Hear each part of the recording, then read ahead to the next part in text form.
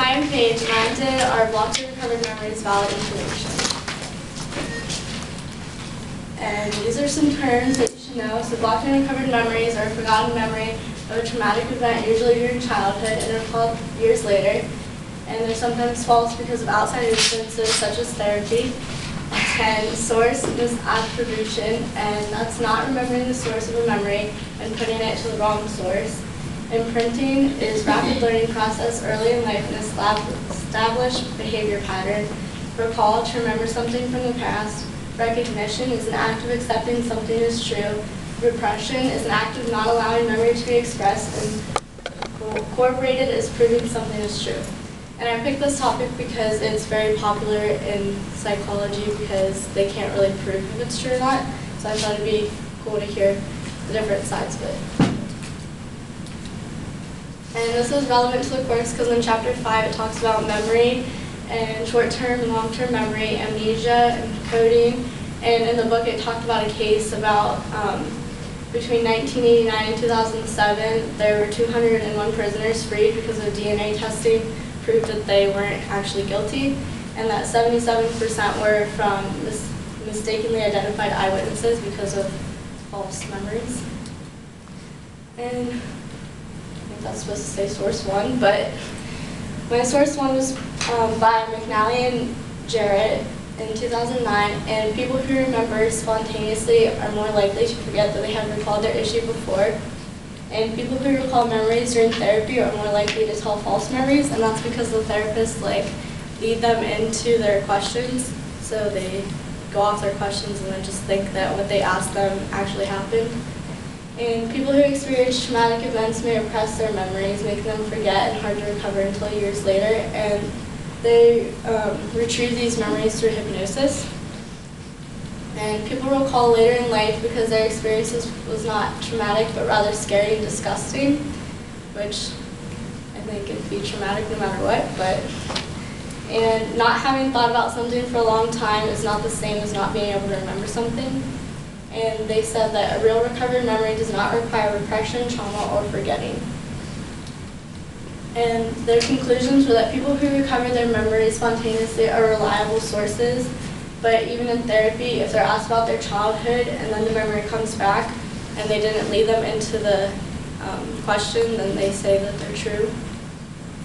And memories recovered outside of therapy could still be false because of outside influences such as media. So like when people see cases of assault or something, then they just well, what if that happened to me? And then they make themselves believe that that happened. And any recovered memory needs to be case specific to be able to prove the memory true or false. So they actually have to have information and evidence. And so this article supports that the recovered memories are true. Source 2 or 1, whatever. It's by Garrett, Lindsay, Merkelbach, and Gillespie in 2009. And they said that the mind is able to protect itself by repressing traumatic events, and that traumatic events are imprinted in the memory and are rarely forgotten. And they said that human memory is vulnerable to distortion, meaning that through therapy that they can implant false memories. And therapy to recover memories may plant false memories in the memory. And they said that there are two different types of recovered memories, which is through therapy and just spontaneously. And they did an experiment, and they put advertisements in newspapers, and they got 121 Caucasian subjects. And they had a spontaneously recovered memory group, a recovered in therapy group, a continuous memory group, meaning that they never forgot their abuse, and the control group who never had any abuse. And they studied different lists of 15 words for 2.5 minutes, and the words were all related, like bed, rest, and awake and tired. But some of the people, when they were asked to identify words that were on the list, recalled that sleep was on the list because that relates to all those words, but it wasn't actually on the list. And they said that the recall test was more accurate than recognition test. And the results are people who recovered memories through therapy showed a higher tendency to say that they had experienced events that they had not really experienced. And people who spontaneously recovered a memory showed no evidence of tendency to falsely recall. And they said if a memory is recovered through therapy, extra care should be taken to make sure that it's actually true and that they weren't led into that And therapy recovered memories are not as reliable as spontaneously recovered memories, so they don't support that recovered memories are true. Source 3 was by Gorman in 2008, and they said that some therapists think that childhood was the cause of their adult client problems, so they suggested the abuse to those clients, and some started to believe causing them false memories. And they said that memories fade with time, and recall of memory is a reconstructive process. So they say that they don't really forget them, they don't think about it. And they said that we remember traumatic events and try not to think about them for some long time, but it doesn't mean we forget them, but they're not repressed. It is hard to not think about these traumatic events because they were so devastating. And childhood sexual abuse is just one of many potential causes of recovered memories, but most of the recovered memories are about accusing people of sexual abuse. I also did an experiment, and it was with mothers and their grown-up kids, and they separately asked each about their birth and their first 4 years of their lives.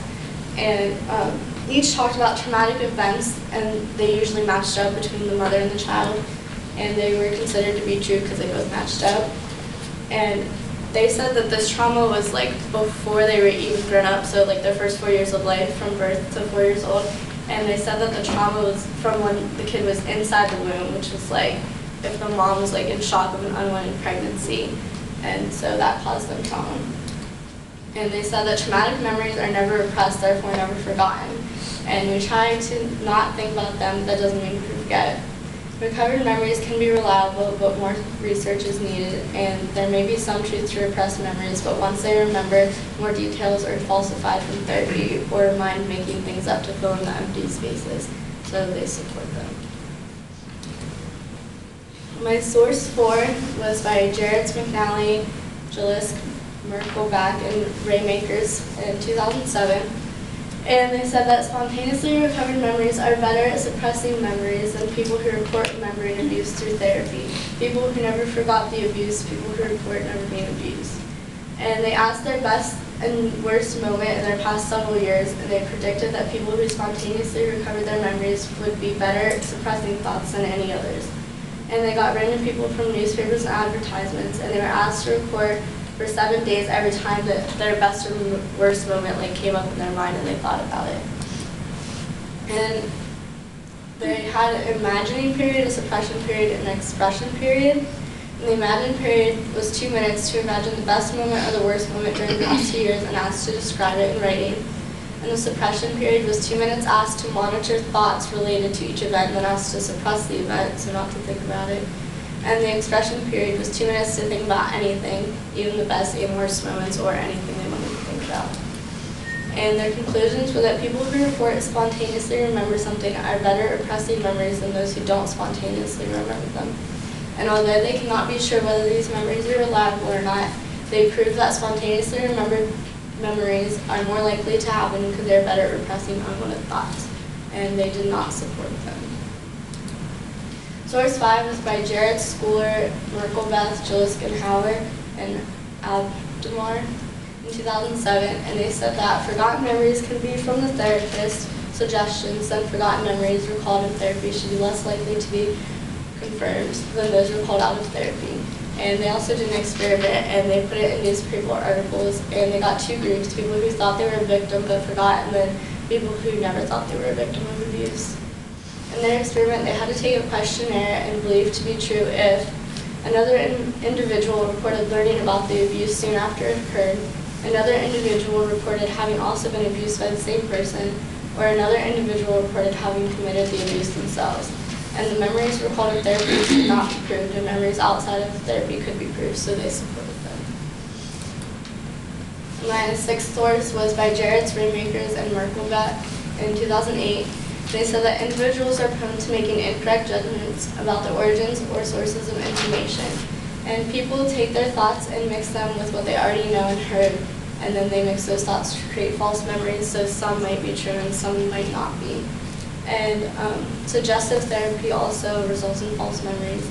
And when people remember such events, it comes with a lot of shock and surprise, causing the person to change their knowledge because of their high emotions. And they do not think people forget the memory, but simply forget remembering that they remembered before.